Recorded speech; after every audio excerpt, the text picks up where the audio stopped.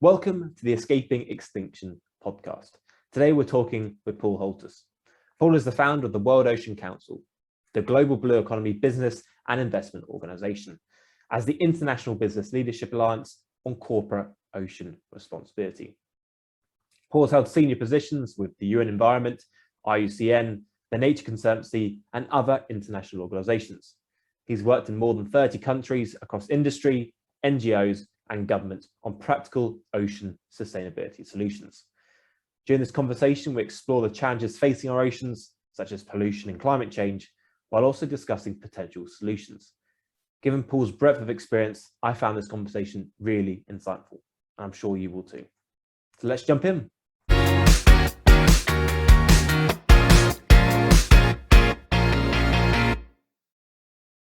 Hi, Paul. Great to have you with us today. Before we jump in, could you give an introduction of yourself and World Ocean Council? Thanks, Mike. Really happy to be here. So I am the founding president and CEO of the World Ocean Council, which is the global blue economy business and investment organization.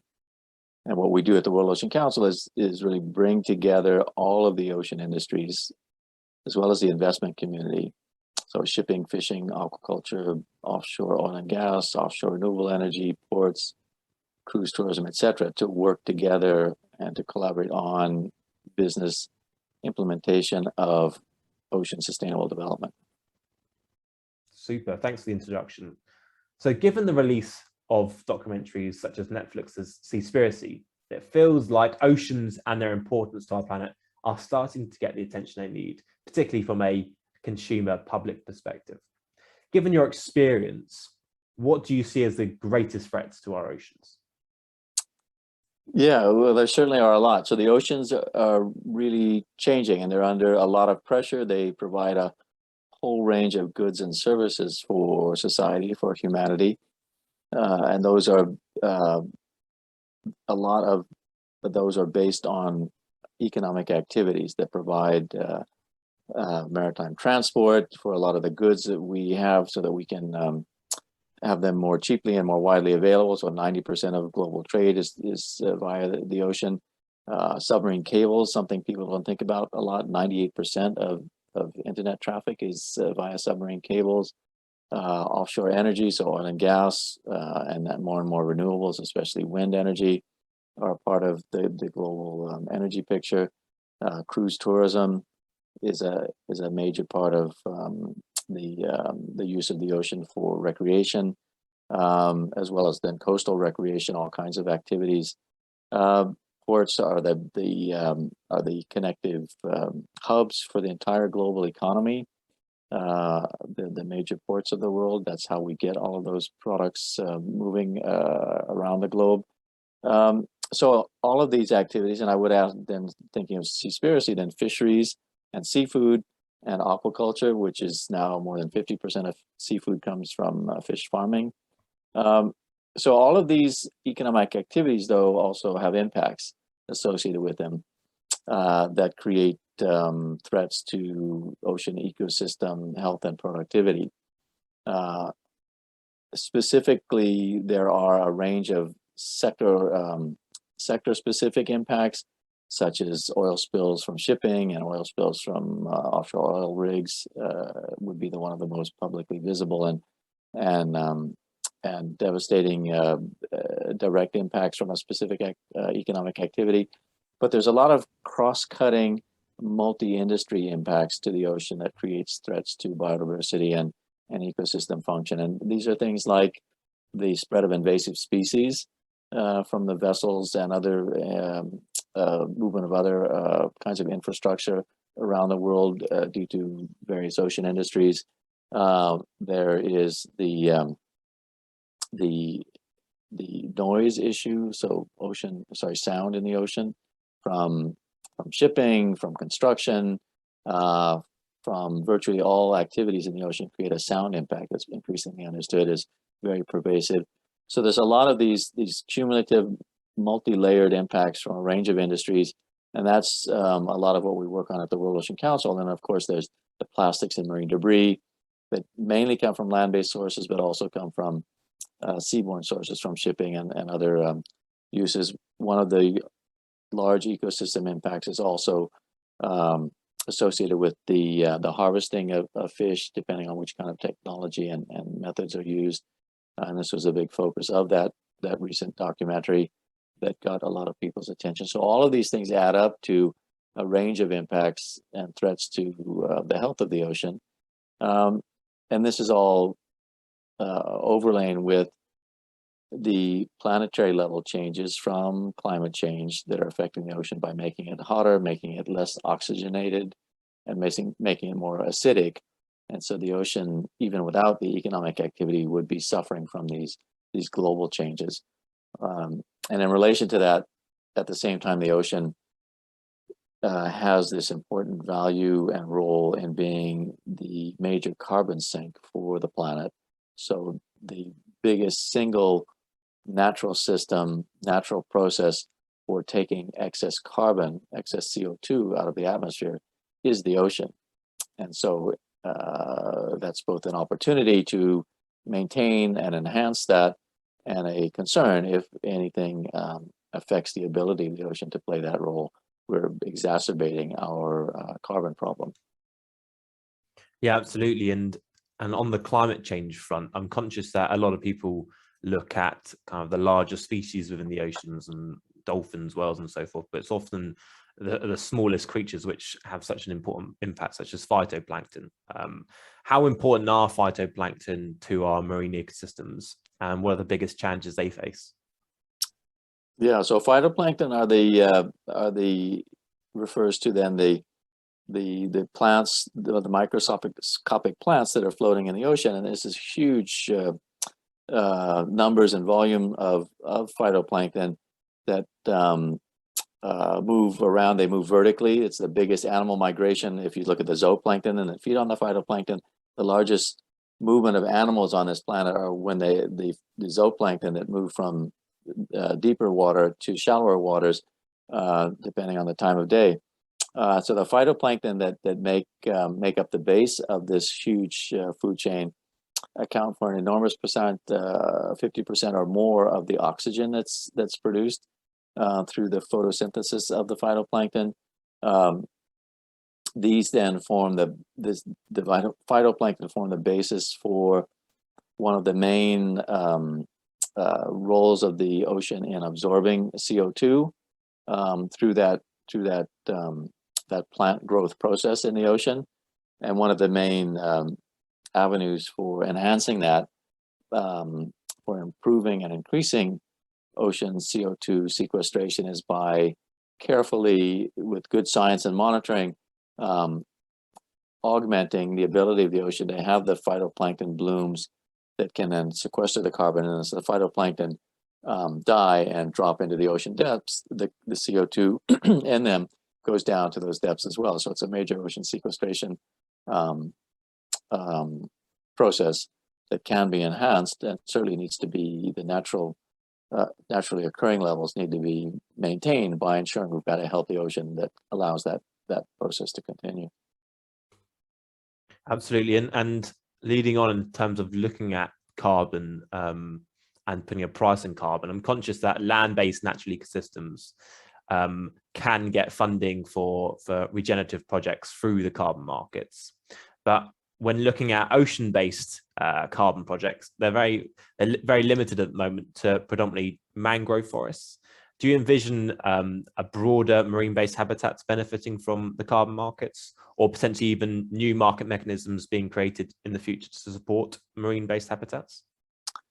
Yes, so there's certainly a huge opportunity and need to develop those markets, and so the coastal and ocean ecosystems are increasingly being seen as a big part of the carbon sequestration opportunity for the planet, as we were just talking about, and then linking those to the carbon market, to carbon credits and carbon offsets. As you say, the coastal ecosystem, what's known as blue carbon, is becoming increasingly well studied and known. That's mangroves and seagrass beds and salt marshes, and their ability, particularly in their soils, is where the the carbon is really held for long enough time to make a difference. So maintaining, restoring, and ensuring the health of those ecosystems is becoming pretty well understood and being worked on. So taking that interest in the ocean and that interest in coastal ecosystems and applying it to then the vast majority of the ocean, which is open waters, that's the big opportunity. And linking those opportunities then to carbon markets and creating carbon credits is the important, exciting work that's just starting to blossom. There are, though, then these challenges of working in the ocean in terms of it's a three-dimensional dynamic ecosystem, so much different than working with a forest or a terrestrial soil situation.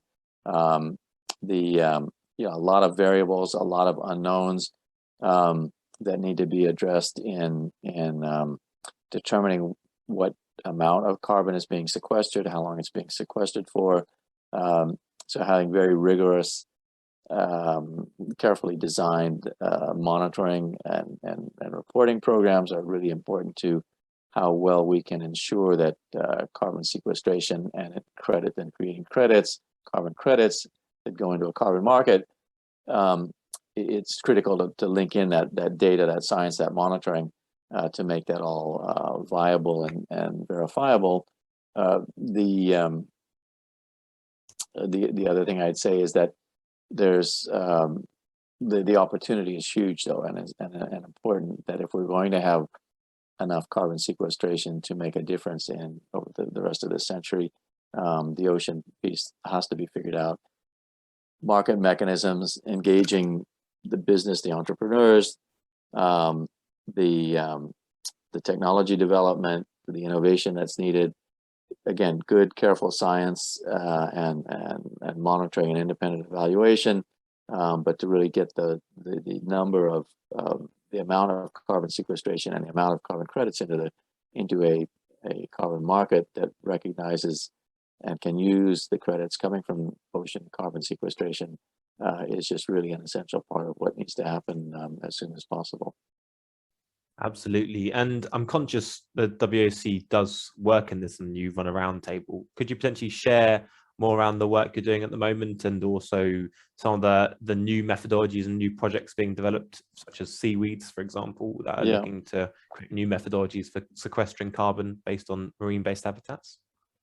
Yeah, and so we've been working for quite a few years and really accelerated this in the last couple of years to bring together the nascent ocean carbon sequestration and ocean regeneration, restoration community to really create to really consolidate and create a kind of an industry movement with this. It really is a new industry, so that the companies that are getting started can share experience, develop best practices, help develop standards of practice, and really create a voice for good, careful, science-based carbon sequestration.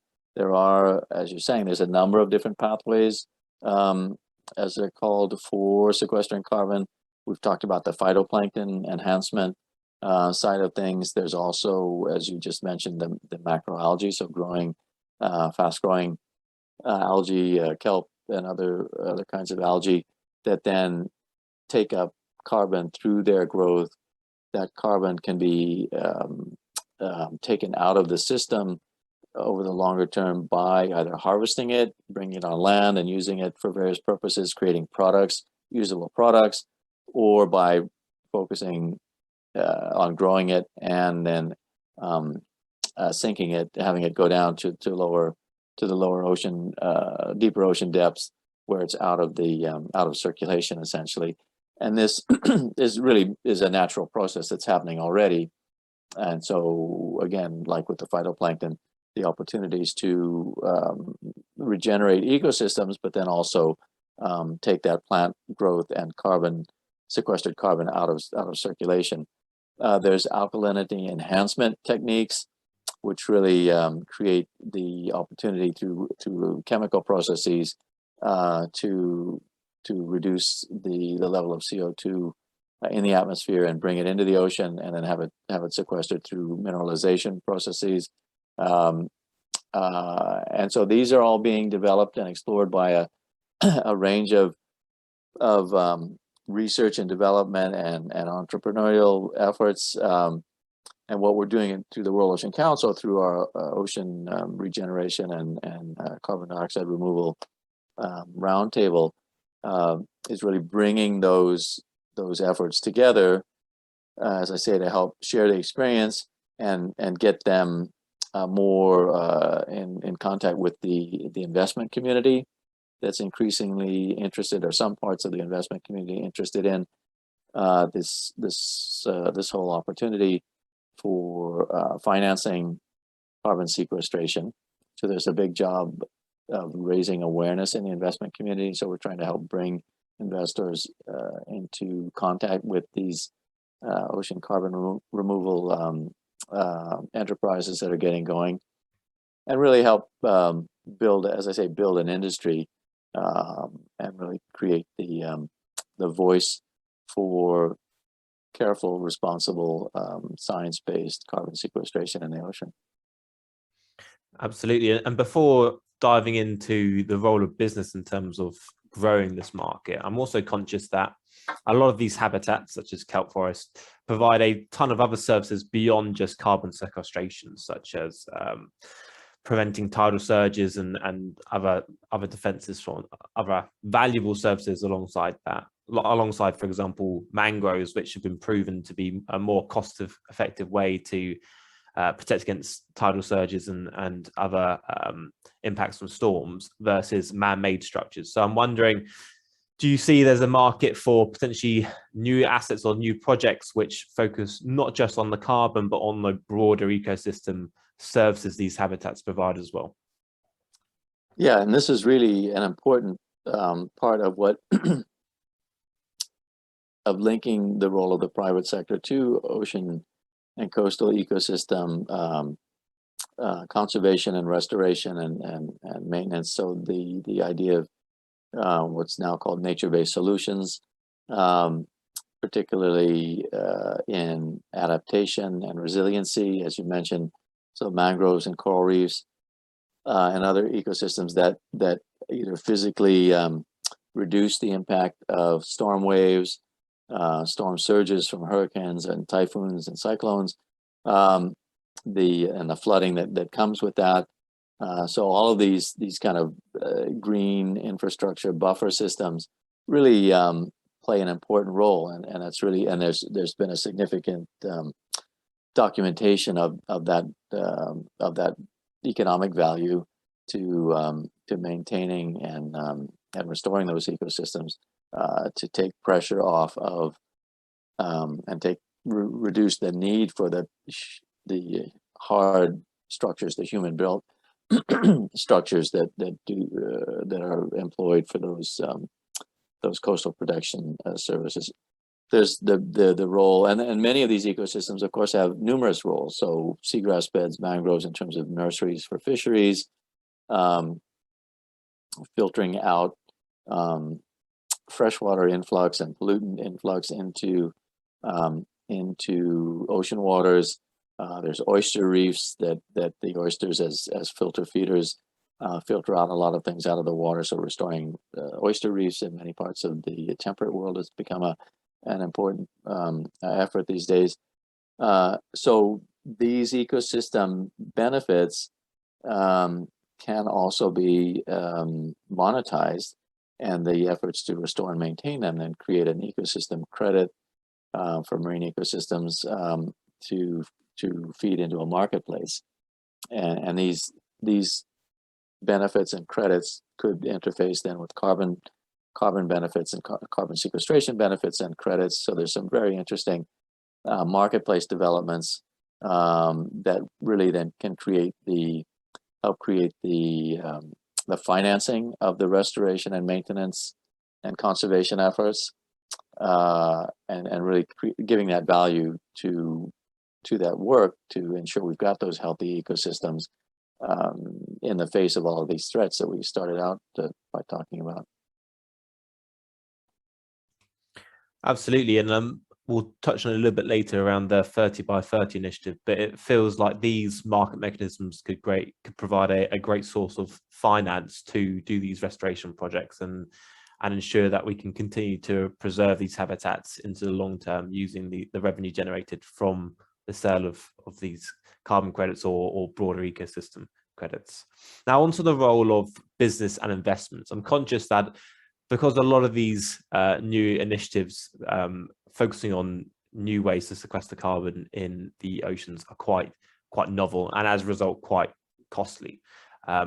What do you see as the roles of businesses in terms of helping access the financing they need to test and iterate these solutions in order for them to be viable on a mass scale?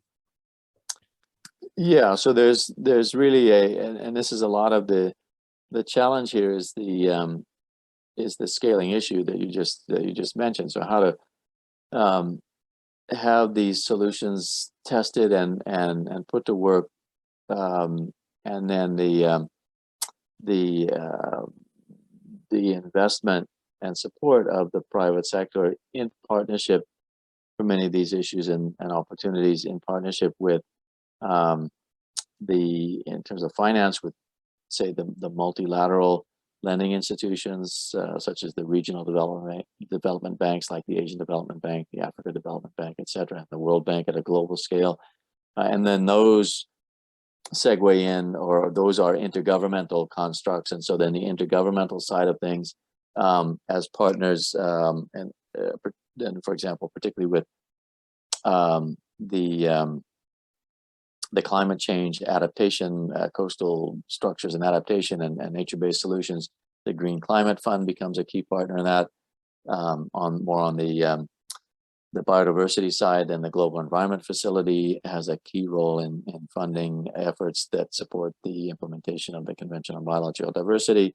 So it's this concept of stacked or blended finance, with moving from those institutional investors that and particularly the government-based mechanisms and sources that can take on more risk and have less pressure to have an immediate and significant return on investment, and then move through that spectrum to the private equity and other sources of investment and capital that can help drive things forward and scale things.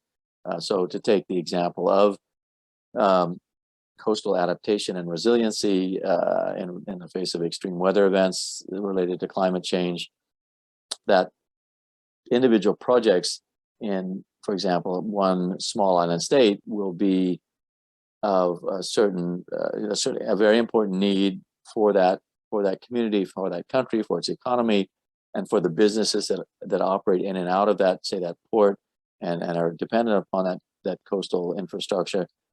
Having as part of the adaptation portfolio the nature-based solutions to, again, restore and maintain and conserve the coastal ecosystems that provide those economically and functionally valuable coastal protection services, weaving all that together in a given project site is the work that needs to be done for the long term, and the scalability of this then helping the major institutional investors, for example, understand the ecosystem and carbon credits that can come from that ecosystem restoration and conservation and maintenance at the scale of all of the island states of the world. Then you're really starting to talk about the kind of numbers that attract long-term institutional investors. And you're also talking about the need to develop an approach that is scalable, so that you've got methodology and partners in the various industries that work on coastal construction, port infrastructure, etc. Many of whom are very interested in this green infrastructure approach, and what we call in the World Ocean Council, in our efforts on port adaptation and resiliency, gray, green, blue. So the gray being the hard infrastructure, the green infrastructure that we've talked about, of mangroves and seagrass beds and coral reefs, and some of those having a blue carbon dividend.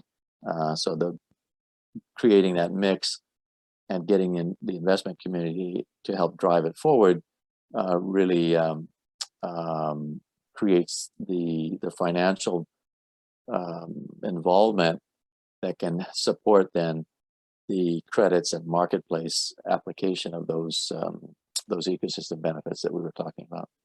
Absolutely. No, really interesting. On the front of the global ocean alliances, so the 30 by 30 initiative, which is aiming to protect at least 30% of global oceans as marine protected areas, what impact do you think that could have if successful? And do you think it'll do enough in terms of addressing a lot of the threats we mentioned earlier in the talk?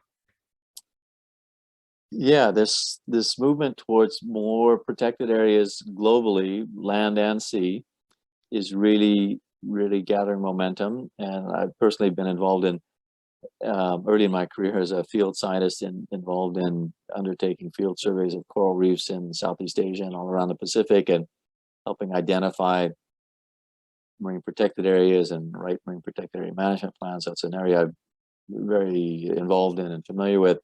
And there's always been a challenge to on a practical level define and manage portions of the ocean, either close inshore, but especially then further offshore. And of course, the vast majority of the 71% of the planet is offshore and far offshore then, and well over 50% of that is international water, so beyond the 200-mile EEZs of most countries, of all countries. And then that creates additional governance challenges, as well as all the practical and logistic challenges of trying to manage a portion of a three-dimensional fluid dynamic saltwater domain. But there is a lot going on, and so on the governance level, there's essentially an amendment, a new portion of the law of the sea that's being negotiated called Biodiversity in Areas Beyond National Jurisdiction. The Convention on Biological Diversity has had a major, steady level of work on marine ecosystem management and protection at a global scale through that intergovernmental process, and identifying ecologically and biologically significant areas. So all of this feeds into this more recent push to have 30% of the planet, including 30% of marine areas, protected by 2030. And that's, as you mentioned, the 30 by 30 initiative, for which there's a particular portion then that is really focused on the Global Ocean Alliance of countries moving forward on the ocean 30 by 30 efforts. So there's the practicalities then of identifying and then and managing those areas, and so I'd focus on the role of business and industry in being partners with that process in order for it to be viable. Particularly as you move further offshore, what's impacting those protected areas, in addition to those broad ocean scale changes that we talked about earlier resulting from climate change, but what's impacting biodiversity in particular, and which is a large portion of the focus of why marine protected areas are getting established, are the impacts of human activities. And so in the ocean, we're not going to be able to have realistically managed marine protected areas without the constructive engagement and partnership with the industries that are operating in or through that given particular special area. So think, shipping, fishing in particular, those two industries, potentially other things like mining, also cruise tourism, but basically, vessel-based industries that are moving, as I say, in and through these areas. And so what's important to understand is what is the impact of what kind of effects are those activities having in that particular space on the biodiversity in that area, is that a risk then to that biodiversity?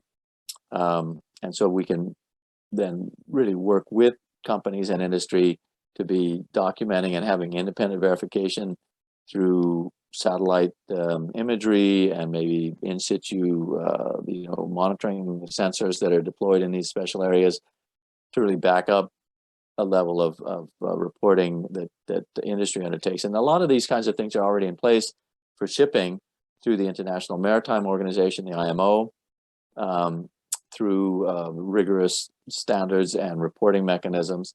And so that's this kind of constructive partnership with all of the ocean industries in relation to special areas, marine protected areas, is really essential. Then to get to your question, will this make a difference? So certainly having healthy, productive, naturally, functioning marine ecosystems is essential to so many things. Close inshore, we've talked about those ecosystems as nurseries for fisheries, as protectors of the coastline.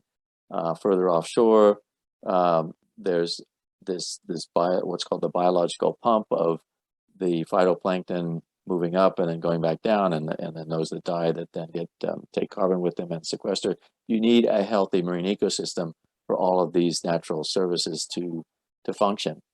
Marine protected areas, creating special portions of the ocean planet that are protected and managed very specifically and monitored is really the most, it's area-based management. It's really the most appropriate way to deal with things at that scale. But again, in the ocean situation, we need that very constructive engagement and compliance of industry so that we can really understand the risks and manage the impacts by working in partnership with the private sector. Amazing. It sounds like the WSC's got an important role to play. In terms of the listeners and the general public, what can they do to make an impact in protecting our oceans? I'm conscious a lot of the talk has been kind of very large scale, kind of industrial work, but what can individuals do to make an impact as well? Yeah, well, this is all these impacts are being ultimately driven by economic activity. Even the very big broad scale climate change, it's all about carbon from the various kinds of sources of carbon that we're all creating through our activities and the goods and services and products of the economic activity that provides what we want as humans and as society. So and then more specifically on the ocean side of it, those industries are undertaking those activities to supply the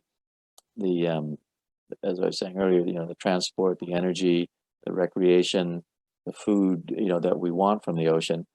So at an individual level, first to be informed about your connection to the ocean by what you buy, what you eat, what you wear, and more information is available about those connections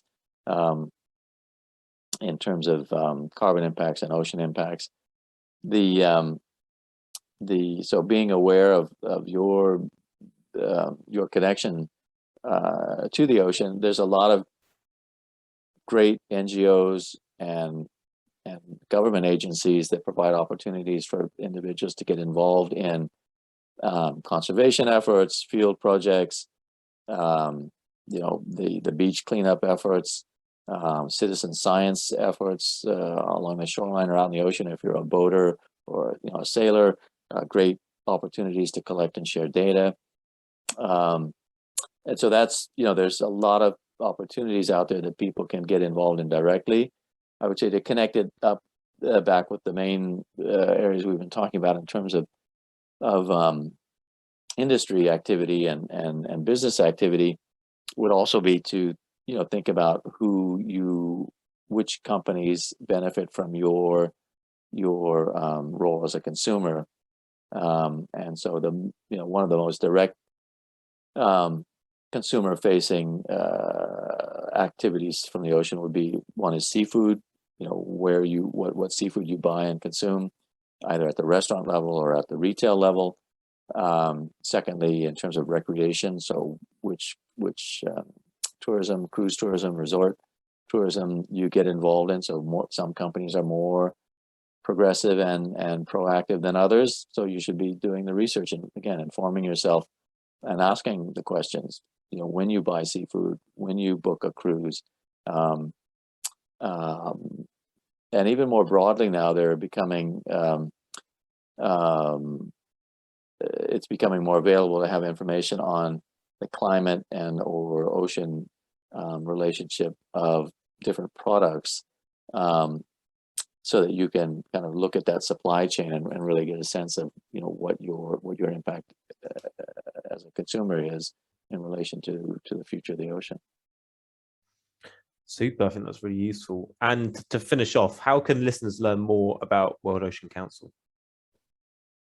We'd be happy to have people come visit the website at oceancouncil.org, and there are different. There's the list of our member companies, and so if you have a particular sector or interest or issue that is of concern to you regarding the kinds of economic activity in the ocean, or a particular company that you're interested in, happy to help people understand where, as I was saying, how they can become more informed and which kind of companies are taking what kind of measures to be more constructively and proactively engaged and being good what we call citizens of sort of corporate citizens for corporate ocean responsibility. And we have the events that we organize, particularly the Sustainable Ocean Summit, which is really the only global gathering of the multi-sectoral business and investment community that's focused on ocean sustainable development. That is an event that is open for participation. So those are a few ways people could become more informed and engage with the World Ocean Council. Great. Well, I think that's everything we wanted to cover in today's call. Really appreciate the opportunity to chat. It's been really insightful. So thanks again, Paul. Thank you. Happy to have the opportunity to share.